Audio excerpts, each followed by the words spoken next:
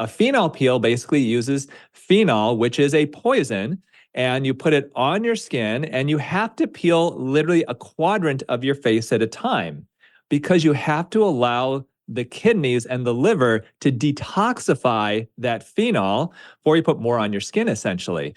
And if you put too much of it, if you peel half your face, that phenol, it's a poison. It gets into your bloodstream and it can cause a potentially fatal cardiac arrhythmia. So these are deep chemical peels. They're used typically for people with really bad sun-damaged skin, people who have had bad acne scarring. It can be effective for, but it's dangerous.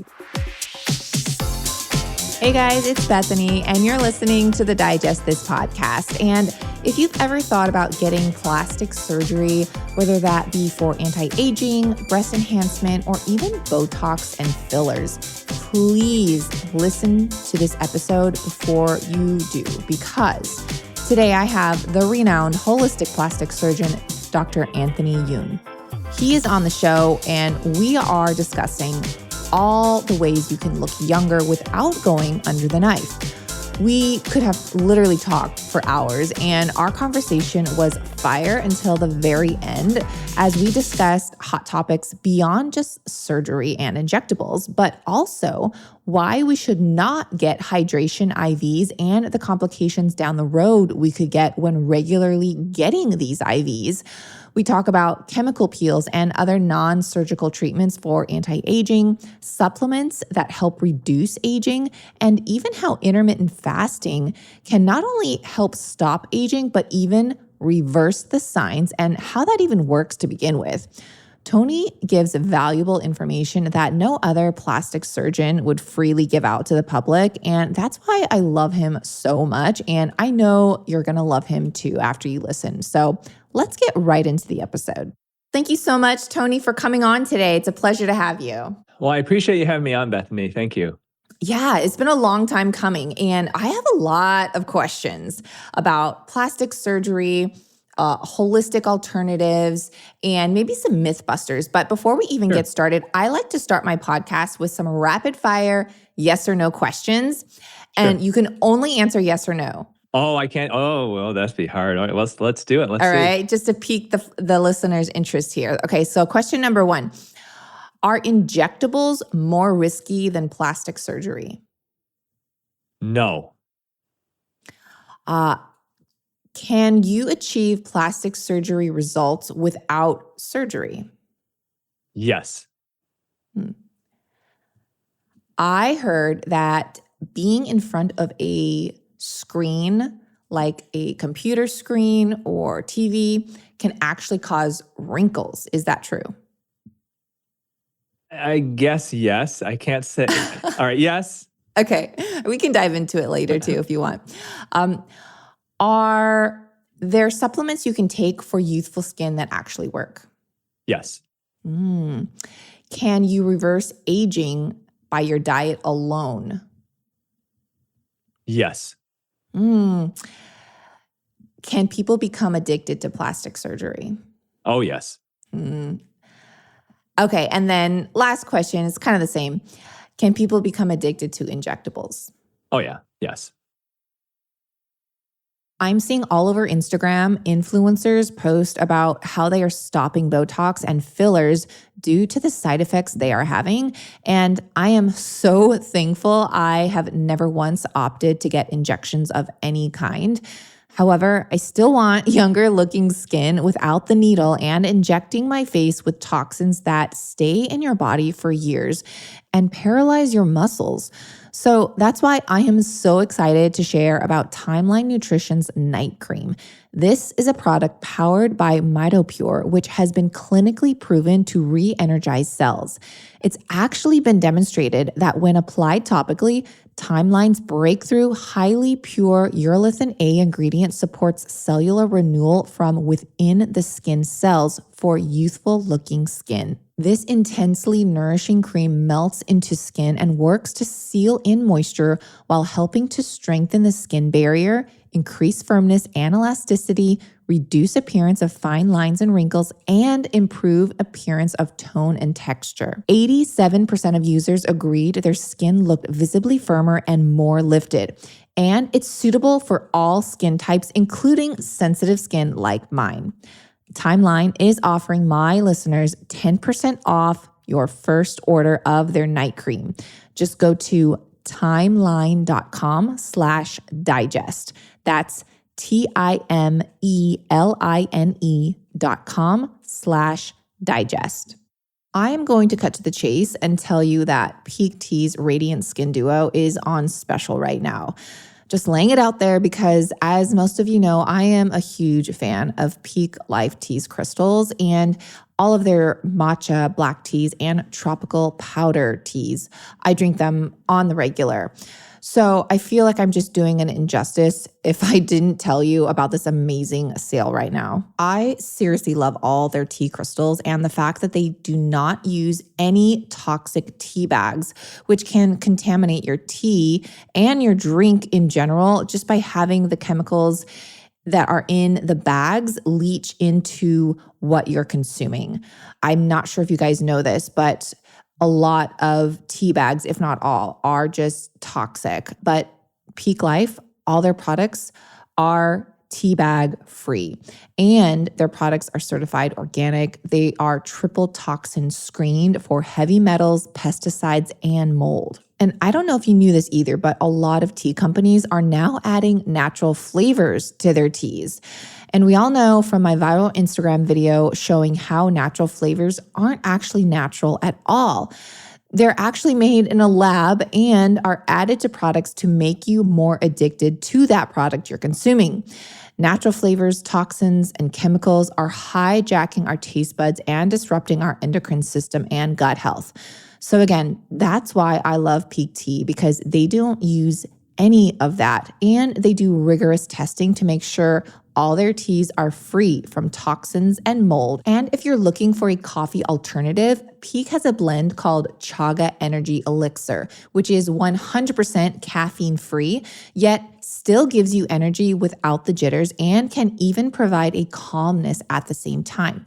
But if you're looking for a deal, check out their website because they are always having specials. And so I really encourage you to go check out what's on sale right now, especially their Radiant Skin Duo. And if you're not sure if you're going to like any of their teas, they have a free return policy within 30 days. So if you try something and you're not happy with it, just send it back like what you didn't use and they'll just give you a refund. I mean, I just love that about this company, that they just want you to be happy and satisfied. So if you go to peaklife.com/digest, you can receive up to 15% off plus up to 2 free gifts. Again, that's peaklife.com/digest. peaklife.com/digest. First of all, why don't you go ahead, introduce yourself in case anyone doesn't know who you are, which they should. Well, thank you. So my name is Dr. Anthony Youn. I'm a board certified plastic surgeon. I'm known as America's holistic plastic surgeon. I've written 4 books. My latest one is called Younger for Life. I've been on a ton of different television shows. I've got a YouTube channel. I've got my own podcast, The Dr. Youn Show. And hopefully, if you're on social media, you may have seen some of my videos on TikTok or Instagram or YouTube as well. Yeah. Well, and I love that you take a holistic approach to it too, but still are, performing plastic surgery and you're not opposed to it. Now, what are some common scams out there that promise to reverse aging but are a waste of money? So there's a lot of things out there that are kind of questionable.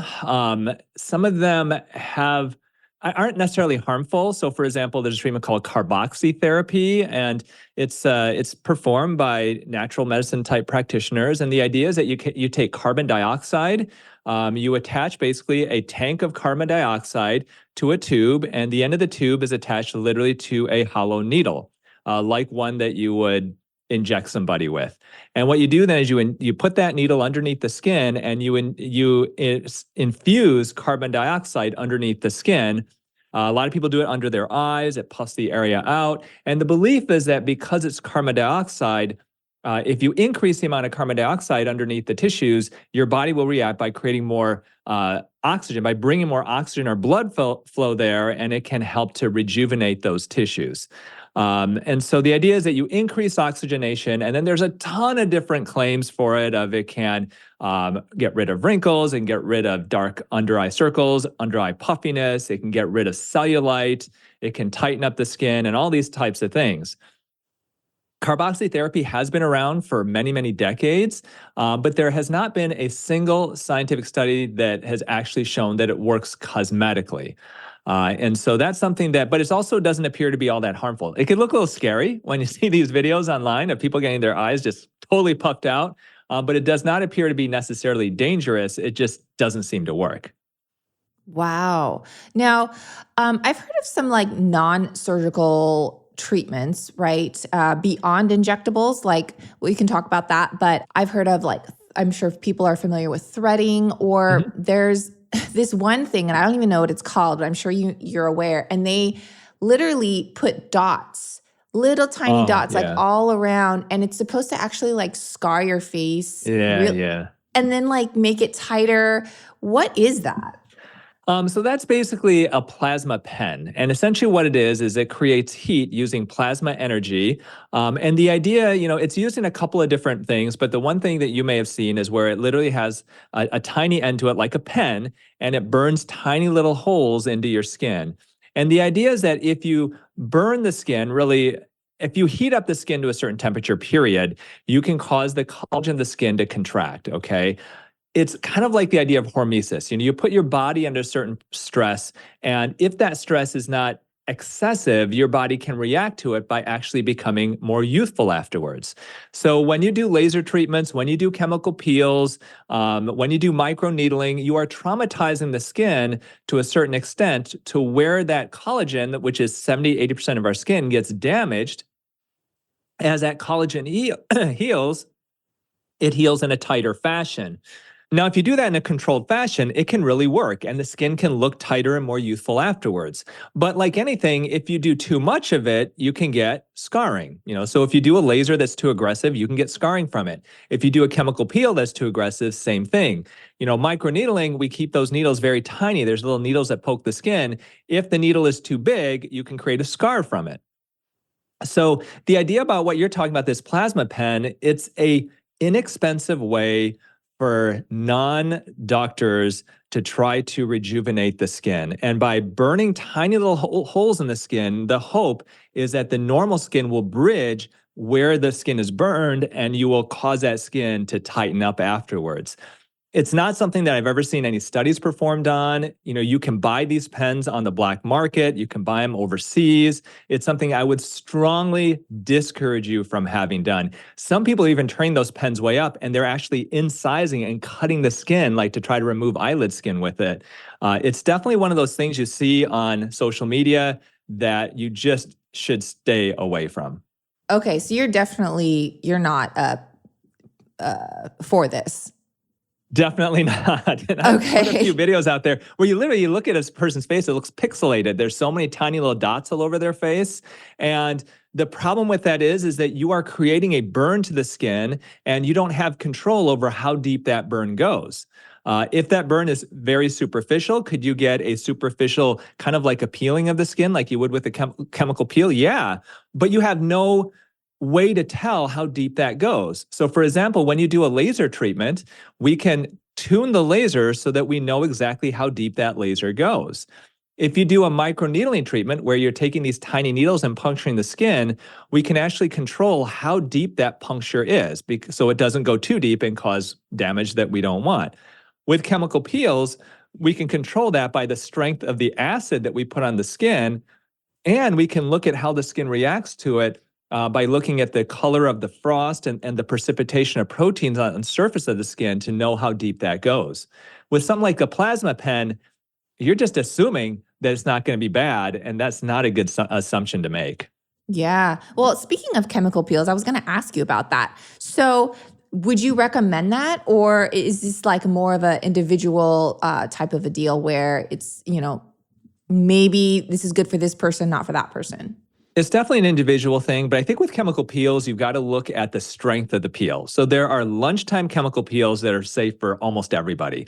They're real mild. You get a very mild exfoliation of the skin. Literally you do it at a lunch hour and then you go back to work afterwards. You don't get any redness or anything like that. Those are definitely very safe, but they're not going to do a ton. Similar to, let's say, microdermabrasion, just get you a nice superficial exfoliation of the skin. Skin feels softer and smoother for a few days afterwards. But chemical peels go anything from that, which is super, benign, to what's called a phenol peel. A phenol peel basically uses phenol, which is a poison, and you put it on your skin, and you have to peel literally a quadrant of your face at a time because you have to allow the kidneys and the liver to detoxify that phenol before you hit another area, before you put more on your skin, essentially. And if you put too much of it, if you peel half your face, that phenol, it's a poison. It gets into your bloodstream and it can cause a potentially fatal cardiac arrhythmia. So these are deep chemical peels. They're used typically for people with really bad sun-damaged skin, people who have had bad acne scarring. It can be effective for, but it's dangerous. And so, that's something I do not recommend, even in the hands of a really good dermatologist or plastic surgeon. The risks are high with it, and there are other better ways, easier ways to try to get those types of results. Yeah, the name literally says chemical. So, go with caution, I would say, for sure. Now, Let's talk about like facial reconstruction or facial surgery, right? Mm-hmm. What's the most popular type of facial surgery when it comes to plastic surgery? Like, what do you see people wanting the most? Well, probably the most common, if you look at statistics for actual facial plastic surgery, are nose jobs. They're number one for men and in the top 3 or 4 for women. I don't do them anymore. I did them for about 10 years. I just never honestly liked doing the procedure. Essentially what you're doing is you make incisions at the base of the nose and then you reshape the cartilage and the bones of the nose. There are some studies that do show, it can be very helpful for some people who really, let's say they break their nose, they've got a big bump on it, that type of thing. Really, as a cosmetic procedure, it can be very powerful, but it's also the number one surgery that is revised the most, meaning that you have to have another operation because you're unhappy with the first one. So for nose jobs, that's number one, something that if you're going to have one, you really want to make sure you do your homework, see a couple of plastic surgeons. You really want to shop around because you've got literally 1, maybe 2 chances to get the nose that you want. If you don't get it at that point, you're a 3rd or 4th operation, which believe me, Bethany, that happens a lot. It's not going to give you what you want. At that point, there's too much scar tissue there, and you are on a slippery slope downward into like bad looking stuff. So that's nose job. But as far as like anti-aging type procedures, the number one of that, which would be probably number 2 overall of facial plastic surgery, would be eyelid surgery. So you can do upper eyelid surgery where we remove the excess skin of the upper eyelids, or lower eyelid surgery where we remove fat that creates the puffiness or the dark circles, the bags under the eyes. Interesting. I don't know if you know this, but I actually got a nose job when I think I was like 21. I'm 30. I'm almost 35. Yeah. So this was a while ago, and I'm very happy with it. But I have not had a second nose job. And of course, like you said, I did my research. I've also had breast implants, and since then I've had them explanted because I didn't want the illness, and I was having some issues. So I'm very happy that I explanted. So I have had some quote work done on myself, which I'm just curious your take on breast implants and explants and all of that. Yeah, breast implant analysis is really interesting topic. I did 3 years of general surgery training, 2 years of plastic surgery training. I trained for a year out in Beverly Hills with a top plastic surgeon out there. I started my practice back in 2004, and I, at the time, believed the dogma. The dogma in plastic surgery was that there was a big implant scare in the early 90s where women believed that implants were making them sick. However, and so there was a moratorium on silicone implants from 1992 to 2007, where there was an FDA-approved study to look at whether these implants make people sick. Dow Chemical went bankrupt. There was a big class action lawsuit. And then in 2007, the FDA lifted the ban on silicone implants, allowing plastic surgeons to use them again. And so the dogma in plastic surgery was that, hey, you know what? The FDA looked at it. Implants are safe. These women, they don't know what they're talking about. It must be something else. It's psychological. It's all in their head, or maybe they got other autoimmune issues. And so implants are safe. And that was what I was always taught. And it wasn't until many years afterwards where I started seeing patients of mine coming in who was saying, hey, you know what? I went to this website, Healing Breast Implant Illness. I'm a part of this Facebook group, Dr. Youn, and I think my implants are making me sick. And I would tell them, the science shows that, that there's no support to this, that it's not necessarily a real thing. Are there any other reasons why this can happen to you? And they go, no, I'm otherwise, fine. I was fine before. And so I thought, there's something here. So you know what I did is, instead of looking at the plastic surgery literature, the science that we have in our journals, I started looking up the articles that were quoted by other people with breast implant illness, and saying, well, I haven't heard of this article. Oh, well, this was not in the plastic surgery literature, which I read all of the journals. It was in the rheumatology journal. It was in a medicine journal. These are not ones that I read. I don't get them. Like, they don't come to my door. And so I started thinking, like, maybe there's more here than I realized. And so I started deep diving into it, and I realized that that the studies, first of all, the studies that are conducted on breast implants are, for the most part, the really big ones, and there's small ones that are done by private physicians and stuff like that, but the big ones are funded by the breast implant companies because they want to get their implants FDA approved, and it's a huge moneymaker. And the majority of the plastic surgeons who are doing these studies are paid by the implant companies to perform studies, to give lectures across the country. I know a doctor, a friend of mine, who for years was making in lower to mid six figures just from lecturing about breast implants from the implant companies.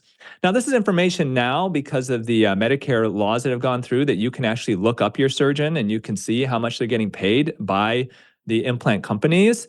And so I realized that there is a real issue here, and I started believing that breast implant illness was real, and started looking at the studies and finding that the studies that the FDA performed were looking in general at the complications that we look at as plastic surgeons. So when you talk about plastic surgery and a surgeon, let's say you're going for implants, they're going to talk to you about surgical complications, capsular contracture, infection, bleeding, and stuff like that. But the consult forms and the forms that you fill out, until really the last several years, did not include things like autoimmune illnesses. It wasn't part of the education of patients. And so I realized that the studies didn't really look at that either. They really looked at the things we look at, stuff that happens immediately after surgery, not what can happen a year, 2 years down the line. And so I was one of the first plastic surgeons to go public on social media saying that I believe breast implant illness was real. And I had some pretty swift backlash from that from my colleagues. And so since then, I'm happy that there are a lot of other plastic surgeons who have come forward. There's more and more studies coming out about breast implant illness. And I think that even though there's still those kind of old guard surgeons who are poo-pooing it, they still don't think it's real. I think more and more of us are enlightened to the fact that we need to believe our patients. I think our female patients have been gaslit for way too long, and it's time to believe their stories and do whatever we can to help them get better. Yeah, well, I commend you and applaud you for really speaking up and speaking out about this, because I think a lot of surgeons and doctors don't want to, because for many reasons, like the backlash, but also they're not going to get business. There are plastic surgeons, that's all they do, is like there are breast implant specialists out there, and they're going to protect their income and their livelihood as much as they can. For me, I think it comes down to the fact that my number one thing has always been, the goal has always been, the MO has always been to take care of my patients and to make sure whatever I do, it's for the benefit of my patients. Now, they're always my number one priority. And unfortunately, in my field, that is not always the case. There are a lot of doctors out there who are really, all it comes down to money. Sometimes it's fame combined with money, and they'll say or do almost anything to try to get there. And it's unfortunate. Yeah. Well, and that's one thing I really appreciate about you is that you are always looking out for their best interests. And, you're not going to do some sort of surgery that you think would be a really bad outcome for the patient. And that's kind of leads me into my next question is, are there people coming to you asking for, let's say, some sort of facelift or body alteration, and it's just like outrageous and you say no? You know what I mean? Like you're like, no, I'm not going to do it. I mean, I say no to probably 1 out of every 4 or 5 patients who comes to see me. Sometimes it's due to, let's say, they've got some underlying medical issues and it's not worth it. Other times people have unrealistic expectations. And then sometimes what they want it doesn't really make sense, because and what I try to go over with every patient is there are benefits and there are drawbacks with every operation you do. And the drawback number 1 is always that if you have surgery, you could die. Okay, even if it's a small operation, if you go under anesthesia, something bad can happen. People get colonoscopies and they die during a colonoscopy. Not common, but that can happen just because you're getting an anesthetic. And so that's, it's always kind of weighing the risk benefits. And as I've been in practice now for 20 years, I have changed some of the stuff that I do, so I don't do BBL surgery, Brazilian butt lift. That's fat grafting to the butt. Hugely popular operation. There's some people who make millions doing it. But it is in the wrong hands, it's a dangerous operation. I don't do butt implants, even breast implants. That is it's kind of a touchy subject. And I really counsel patients if they're thinking about implants. I do breast implant surgery. I do a decent amount of them, not nearly as many as I did prior to kind of the breast implant illness stuff coming around. But I do believe that there are a good portion of women who can do just fine with them, but really education is the number 1 thing. And I take a lot of implants out of people too. So it's trying to, I think, once again, go over the risks and the benefits with every patient so they know the good, the bad, and the ugly. You guys know we recently moved, and for our new place, I got brand new cookware and bakeware to help keep my new kitchen as non-toxic as possible. But the thing I absolutely hate about non-toxic cookware is that they are so dang heavy. I've heard great things about our place, non-toxic cookware and bakeware. So I got some, and to my surprise, they were super light, which is a huge plus for me. They look so chic in my kitchen with matching colors. And of course, the best part is that they are non-toxic, sustainable, and PFAS free. Our place is female founded and is truly worth the hype. They are changing the way we cook in a healthy, non-toxic way, all while keeping your kitchen stylish with trendy colors and designs that will fit into any kitchen decor. They're so cute, you'll want to leave them out on your stovetop and serve straight from the pan. Our place offers a variety of cookware like skillet, pots, pans, and even bakeware, which many don't even realize that their bakeware is also full of chemicals leaching into your baked goods. All their products are made without PFAS and are completely Teflon free. They even have a chic, non-toxic blender. So if you're always making smoothies, sauces, or even homemade baby food, this is a great, healthy, and safe blender to have. I know a lot of you are making an effort to buy grass-fed meat, organic produce, and baking ingredients as best you can, and I love that. But if you're cooking with toxic materials, chemicals are being leached back into the quality food you just bought. So even if you make the effort to get just one Our Place item, you can use that over and over again and slowly make the switch to a fully chemical-free kitchen over time. So invest in just one piece you'll use the most to prepare your food and watch the change. Once you check out all Our Place has to offer, you'll be obsessed just as much as I am. These are the perfect gift for weddings, baby showers, birthdays, and of course, yourself. And if you want to save some money, you know I got you. Just go to FromOurPlace.com and enter my code DIGEST at checkout to receive 10% off site-wide. That's FromOurPlace.com and use code DIGEST. That's FromOurPlace.com ourplace.com and use code DIGEST. And Our Place offers a 100-day trial with free shipping and returns. So you really have nothing to lose. I hope you guys enjoy them. If anyone listening right now suffers with acne or any kind of skin conditions, thyroid dysfunction, neurological problems, high blood pressure, or even TMJ, I hate to break it to you, but fluoride in your toothpaste could actually be the cause. Fluoride even contributes to acute high-level exposure. Fluoride has even been linked to abdominal pain, nausea, vomiting, and even muscle spasms, which is really crazy, you guys. So I know everyone is looking for a fluoride-free toothpaste, and I've been using Bite toothpaste bits for I would say like 2 years now, which is crazy. I love them. My husband loves them too. And they have a fluoride-free version, and they use hydroxyapatite, which is it's a non-toxic ingredient that I feel like is getting more attention now. So hydroxyapatite works by remineralizing enamel from within. It just reaches our innermost part of any kind of dental cavity, and it binds to plaque and harmful bacteria in our mouth. And hydroxyapatite is the active ingredient in Bite toothpaste bits fluoride-free toothpaste. I'm sure you guys have heard of Bite. I definitely recommend checking them out. They also have a natural tooth whitening kit as well. They also have a natural teeth whitening kit and mouthwash. So I am offering my listeners 20% off, or should I say Bite is, which I am so grateful for them and this partnership. And if you go to trybite.com/digest, you can get 20% off.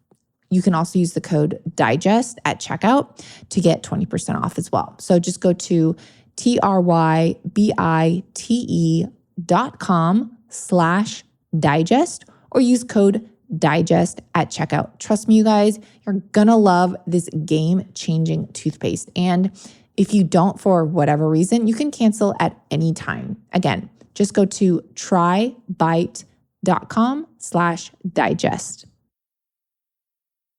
Right. And I can understand maybe if you had breast cancer and you want, some sort of breast implant, but I also think too, like you said, just to make sure that the patient knows and understands the risks. Now, do you offer the fat transfer implants where I've heard that you can take fat from your own body and put them in the breast area?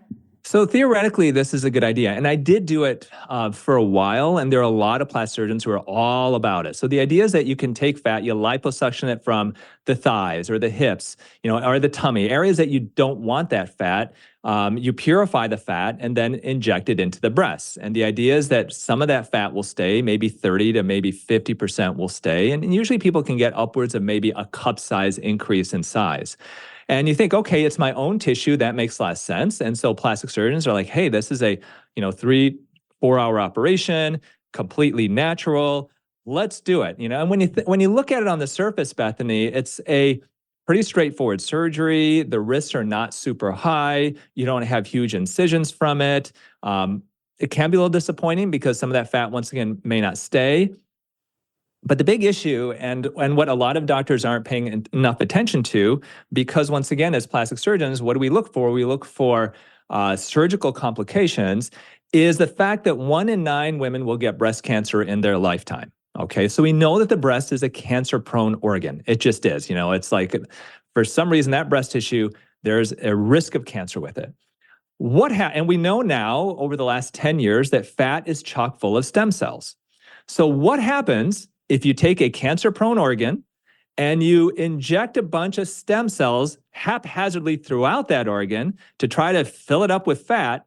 And what happens 10, 20, 30 years later? What if, let's say, Bethany, you thought, I had my implants taken out, and this plastic surgeon is saying, hey, why don't we get another cup size back, and I could just do it, and I can get rid of my love handles. Okay, good idea. You think, hey, that's not a bad deal. And they tell you, oh, there's risk of bleeding and infection, fat necrosis, fatty cysts, but those risks are all pretty low.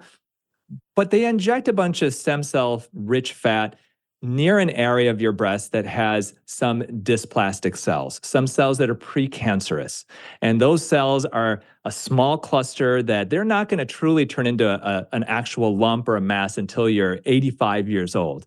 But now you've got a bunch of stem cells sitting around that. And stem cells essentially are cells that are so young that they will turn into the cells of the organ that they're put into, essentially. That's why stem cells are so huge with, healing cancer and all that type of stuff, and regrowing tissue is because they can become the tissue that they're put into. That's the idea. So is it possible that instead of getting a breast cancer at age 85, now you get one when you're 60 and it kills you when you're 70? We don't know this, okay? And so, this is not something plastic surgeons will tell you. It's not discussed in our conferences or anything like that. We don't have these and it's going to take a long time to find this out because, breast cancer doesn't come about so quickly. You really have to have studies that go 10, 20, 30 years to see, is there an increased risk of breast cancer in women with fat grafting to their breasts than women who don't have it? And we don't know. But hey, you know what? We'll still inject the fat because surgically, it's not a real dangerous operation. And hey, it looks great afterwards. And I made 12 grand off of it. Right. Yeah. That's a really good point. I mean, would you say the same thing for like maybe face? Because I've seen people do their own, facial injections with their own fat as well to fill up their face. So I think I don't think that that's necessarily the issue with that, because the fact is that you don't get, yes, you can get a soft tissue sarcoma in any type of, soft tissue that you have in your face or your body, but that's so rare. But breast cancer is not rare, So I don't have any issue with fat graft in the face. I do a lot of that just because, the fat of your cheek is very unlikely to become cancerous. But the breasts are a different story. Okay. And now, speaking of the face, what about facelifts? Like, you're not putting anything in, you're literally just lifting the skin if it starts, to sag, maybe around your cheek area, your ears. Yeah. So really when, as we get older, one of the big complaints we get is that our lower face and our neck droops. And when you're 30, it's not an issue. When you're 40, you may start noticing some of it. The vast majority of people, when they're in their 50s and definitely in their 60s, will notice it. Now, if the looseness is fairly minor, you're in your 30s, you're in your 40s, not so bad, then you can do non-invasive skin tightening treatments. There are treatments like Morpheus 8, this is radiofrequency microneedling. You can do laser treatments. These things will help to tighten that skin, like I mentioned earlier, by heating the skin up to a certain temperature, causing some damage to that collagen. But they can only do so much. And when you typically, especially when somebody's in their 60s and oftentimes in the 50s, the droopiness of the skin is too much for that to really create much of a change with. In that situation, the only real effective option is what you said, a facelift. A facelift is an operation where you make incisions in front of and behind the ears. This creates permanent scars, okay? You lift the skin up off of the fatty layer, you remove any unwanted fat, you tighten up the underlying muscle layer, and then you elevate the skin towards those incisions around your ears and cut the extra skin out. That's really what a facelift does. The benefit of a facelift: gets rid of jowls, gets rid of unwanted fat pockets, gets rid of loose skin, tightens up the muscle layer, really is a very powerful operation. But the big negative with it, obviously, it's surgery, it's very expensive, but you get these permanent scars in front of and behind the ears. So if you ever see a celebrity in Hollywood and you're wondering, have they had a facelift? Get your high definition TV, watch one of these like award shows, and oftentimes you can spot those scars, especially in men. In men, it's usually pretty obvious because in men, that scar is typically right in front of the ear. It doesn't curve around a whole lot, but it's right in front of those ears. And oftentimes you'll see a change in how the skin looks in front of versus behind that scar. Right. And then obviously women have hair to hide the scar. So it's more noticeable on men too. And interestingly, if you ever look at photos of Madonna, and I'm not her doctor, this is all speculation, but if you look at photos of Madonna on her Instagram, you will not find hardly any photos where her hair is not hanging in front of her ears. Not a single photo you'll see. Interesting. Yeah. Well, all right. So let's just say now, I'm sure there's a lot of listeners that are maybe wanting to look younger, but they don't want to go under the knife. Yes. What are some non-surgical ways to quote, reverse aging or look younger that, you don't have to get surgery? Yeah, so in my Younger for Life book, I call this process, it's autojuvenation. And autojuvenation is using your body's own regenerative abilities to turn back the clock naturally. And the idea is that it focuses on 5 different things. So it's what you eat, when you eat, nutritional supplements, skincare, and non-invasive treatments. So once again, what you eat, when you eat, skincare, non-invasive treatments, and supplements. So those are the 5 things. And each of those can really play a part in that anti-aging process, And so one of the questions you asked me before is, does what you eat make a difference, and can it technically turn back the clock? Well, technically, eating a certain type of food is going to be more protective than it's going to be reversal. But where you can get the reversal of the aging is the timing of eating, and it's intermittent fasting. So taking some time and not eating can cause the process of autophagy to occur. So technically, yes, food that you eat can protect your skin from premature aging. There's never been a study showing that it's going to reverse aging and make you actually look younger, but it can definitely slow that process down. But where the getting younger part is timing your food the right way. And so taking those breaks to allow your body to not have fuel coming in, that allows the process of autophagy to occur, that intracellular recycling and renewal process, that if people do that, you can oftentimes see that their skin actually starts to glow because it really can create an improvement in their skin. Wow. So you're saying that intermittent fasting can help reverse aging? Yes. Yeah. And if you talk to anti-aging scientists, they'll tell you what's the one thing you can do to anti-aging wise to live longer. They'll tell you calorie restriction. Well, calorie restriction is not so much fun, but intermittent fasting can be beneficial even if you do only 12 hours, a fairly short fast. Some people, it's hard for them to fast long periods, especially women after menopause, because you want to get enough protein in. But even just doing a 12-hour fast can be very beneficial. And I've seen a lot of people, we have in the book, it's a 21-day jumpstart where it's basically these autojuvenation processes without any of the non-invasive treatments. It's just what you eat, when you eat, supplements and skincare. People have seen their skin really allow that aging reverse. Wow. Yeah, that's amazing. Now, for those looking for maybe some treatments, like is gua sha, for example, does that really make a difference? Gua sha is not, it's fine, but it's not going to do anything permanent. So what gua sha device, it's a shaped stone that you use to basically massage your face. And where it can really be beneficial is it can help to massage fluid out of the face towards the lymphatics, okay? And the idea is that if you are inflamed, let's say you go eat go to a Chinese restaurant one night and eat a bunch of salty food and it's inflammatory, and the next morning you wake up and you're all puffy, then gua sha can help to push that fluid out. But it's not going to snatch your neck, okay? There's nothing that massaging is going to do that's actually going to change the architecture of your face. That being said, there are non-invasive treatments that can and have been studied and have scientific proof that they can help. Red light therapy is the first place I usually recommend people start. Red light therapy, the idea is that the energy of that red light is actually used to power the mitochondria of your cells to create more ATP or energy. And there are studies that actually show if you do red light therapy several times a week, after typically at least 2 months, it does take a bit of time, you can see an increase in the collagen and the elastin in your skin. So there are scientific studies to show that that is a very effective way to rejuvenate your skin. But you've got to be patient. Anything that you do at home that's not, powered up in a doctor's office, it takes time. And it works. So I think red light therapy for people who say, hey, look, I don't want to go to doctor's office. I don't want to go to med spa. Maybe I live in a small town and I'm on a strict budget. Red light therapy would be a great place to start if you want to treat your skin to turn back that clock. I love that. And speaking of light, can certain lights damage the skin, like fluorescent lighting or the sunlight? I know the sun is kind of a controversial topic because there's the people that are like, yes, get the sunlight. And then there's those others that are just covered up and don't want anything to do with the sun. I think like in most things in life, there are these extremes, and then there's what most people would feel is reasonable somewhere in that middle.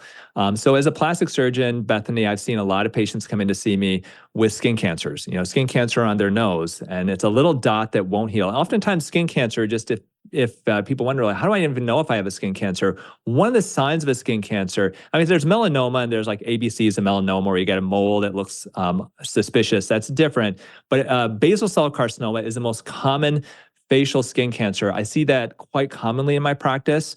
And oftentimes what it is, it looks like a little sore that doesn't heal on the face. And then they go see a dermatologist. It's a basal cell carcinoma. They have to cut it out. Otherwise, it just keeps growing and it keeps destroying your tissues. And then they come to see me because half their nostril is gone. You do not want a skin cancer on your face.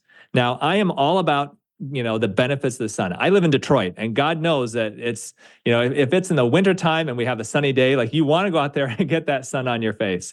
So I think that we know that there are therapeutic benefits of the sun, but we also know that getting too much sun exposure can cause UV radiation to your skin, damage to your skin. That can cause premature aging, and it can cause skin cancers. So for me, I'm all about get that morning sunlight, get that evening sunlight, get your circadian rhythms going. If you're out on vacation and you want to get some sun and stuff, definitely do that. Get sun, but limit it because you don't want to be out there sunning yourself every day. You're going to end up with a skin cancer that can be potentially disfiguring. And so I do recommend using, in general, mineral-based sunscreens. There are some chemical sunscreens that I believe are safe too. Avobenzone and is one of them, and Mexoryl XL. I think those are pretty safe. Ideally, you want to stay away from oxybenzone and octinoxate. These are chemical sunscreen ingredients, very, very common, that are believed to be potential hormone disruptors. So studies show that Caucasian skin, you need only about 15 minutes in the sun to get enough vitamin D synthesis to not be deficient. If you want to get a little more than that, by all means, go ahead. But once again, in general, if you're going to be out in the sun all day, I really encourage you to protect your skin. Yeah, those are some great tips. And earlier in the interview, I had asked about supplements and if there are any supplements you could take for anti-aging. And can you elaborate on what we should be taking if we want to do that? Yeah, so I think that there's some that are 100% beneficial and then some that might be beneficial. So I just focus on two. One that I believe is 100% beneficial is collagen. So hydrolyzed collagen peptides, I'm a big fan of them. There are multiple studies showing that they can help to increase the collagen content in your skin.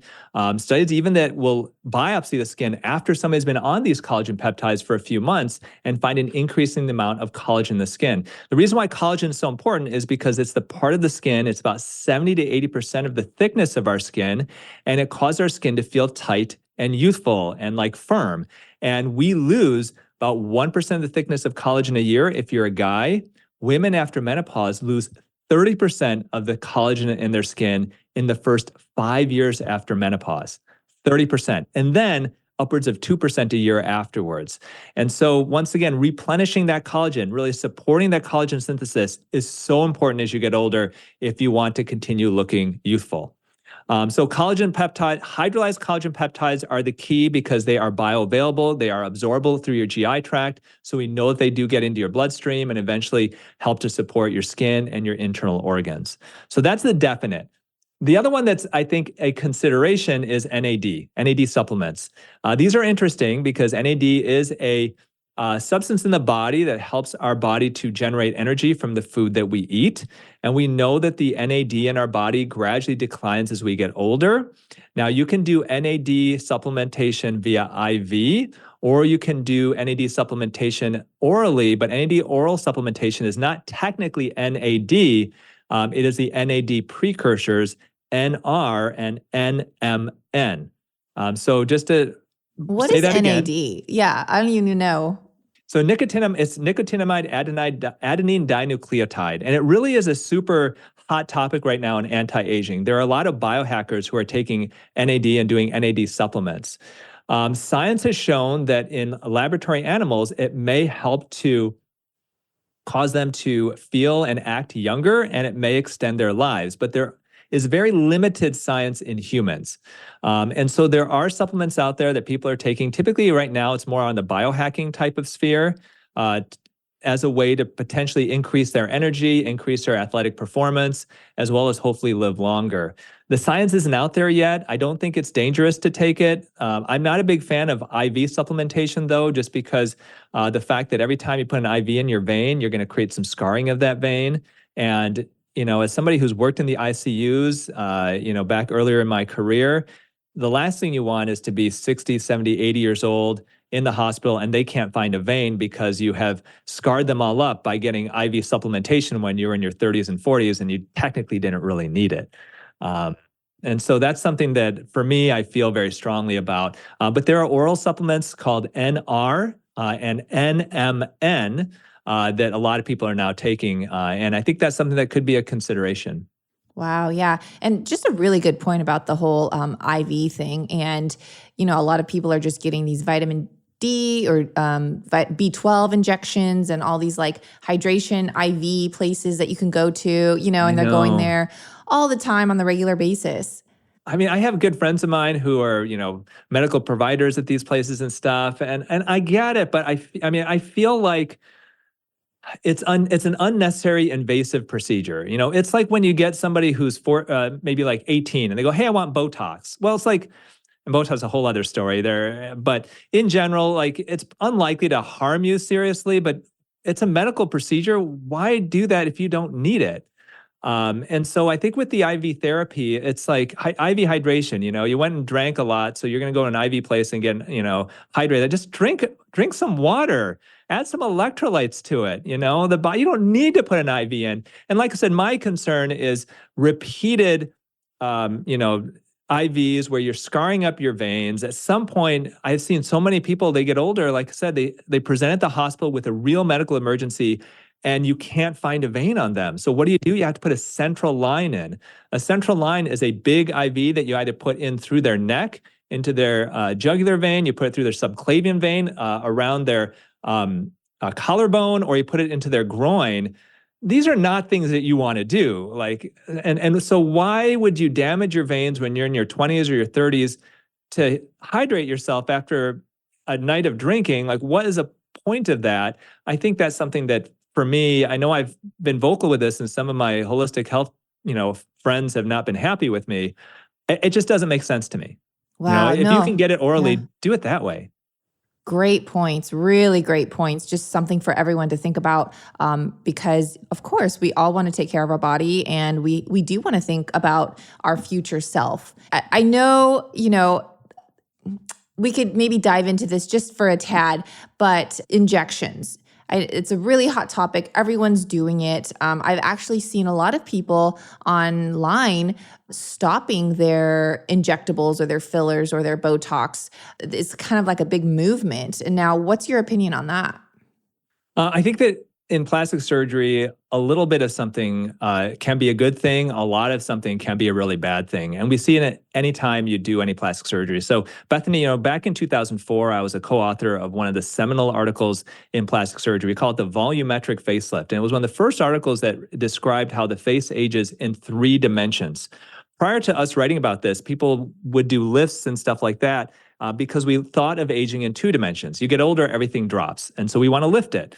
And so this is one of the first articles that explained that, hey, as to get a youthful rejuvenation, in addition to lifting, you should fill back out because we lose volume in our face. We lose fat. We actually lose muscle and even bony volume in our face as we get older. And if you do that very subtly, very conservatively, it can look like a very natural, normal result. But unfortunately, plastic surgeons have taken that and go, wow, that's a great idea. Now I'm going to puff these faces out completely so that they look like a Muppet. Or they look completely unnatural. We call it pillow faces. And now we're also finding that the fillers that we're injecting, the hyaluronic acid fillers, which are technically the safest fillers that we inject, can increase in volume over the years, and they can last much longer than we initially believed. And there was an MRI study that was posted by a surgeon showing a patient and her face on MRI, and I think he had injected like 18 syringes of filler over the years. And when you did the MRI and you actually then use the MRI to determine how much volume was actually in these areas of filler, it ended up being something like 25 syringes worth. So that filler, because it's hyaluronic acid, it's actually a naturally occurring moisturizer of our skin, basically. It can actually absorb water, absorb moisture, and it can increase in size. So that really got people thinking like, wow, these do potentially last longer than we realize. And so some people are finding that they're actually melting them away to get back to normal. Wow. Well, and I had asked you at the very beginning too regarding, if injectables were more risky than plastic surgery. And the reason I asked that is because I have actually known some people to go and get Botox or something, and the esthetician hit a nerve, right? Mm-hmm. And their face drooped. And so that was, my whole thought is, man, it is risky, because what if you hit a nerve? You don't know. Well, with Botox, basically what it does is it paralyzes muscles by preventing the transmission of nerve impulses to the muscle. And that lasts about 3 to 4 months. Now, there is a small percentage of people that may get systemic or kind of, full body type reactions to Botox. I think it's nothing like in breast implant illness. It's much, much, much, much smaller than that. But that's such a small percentage. Otherwise, in my practice, Bethany, I mean, we have probably injected over 20 or 30,000 people with Botox over the last 20 years. And I've not had a single patient have a serious complication from it. And that is very different than, let's say, breast implant illness, where it's a much higher percentage. The reason why I say that injectables are not as dangerous as plastic surgery is because, as I mentioned earlier, if you talk about, hey, I want to get a tummy tuck or a facelift or BBL surgery, what's the worst thing that can happen is that you can die. That's the worst thing, okay? You can't get any worse than that. If you have Botox injected, what's the worst thing that can happen? Well, maybe you get a droopy eyebrow, maybe a droopy eyelid. If you're one of the really, once again, minuscule amount of people, you may get some weird systemic stuff going on. If you have filler injected, the worst thing that can happen is maybe you could go blind from it. You can get skin loss and what we call necrosis from it. That could be very disfiguring. It's not going to kill you though. But surgery can kill you. So that's why I say that surgery is more dangerous than injectables. I mean, everything's a risk, and so you really have to weigh your risks and the benefits. And you do still perform plastic surgery. And I feel like, man, if I ever needed to do something, God forbid, I feel very safe in your hands. So I would definitely go to you. Well, you need to make sure that the surgeon is qualified, because so plastic surgery now, it's like the Wild West of medicine, where you get these doctors who have basically no training. They'll take a weekend course in breast implants, and then it's actually legal in all 50 states for any doctor to perform any procedure they want to, as long as the patient signs on the dotted line. So I could perform a hysterectomy on you, remove your uterus, if I wanted to, as long as you sign on the bottom line. There's nothing illegal about that, even though I'm completely unqualified to do so. And so that's what's going on in plastic surgery. And so you just want to make sure that you find a board-certified plastic surgeon, somebody that you trust, that's got, good reviews and good ratings and stuff like that, because there are so many people out there who are ditching their chosen profession and masquerading as plastic surgeons. Oh, man.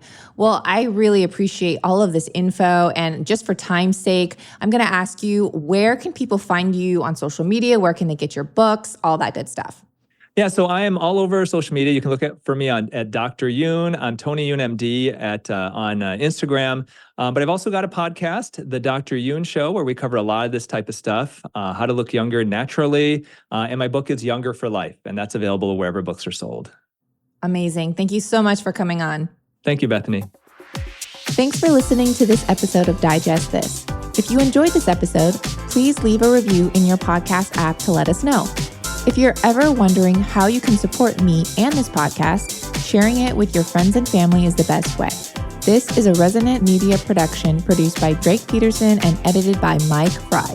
To email the show, message us at digestthispod@gmail.com. See you next time. The content of this show is for educational and informational purposes only. It is not a substitute for individual medical and mental health advice and does not constitute a provider-patient relationship. As always, talk to your doctor or health team first.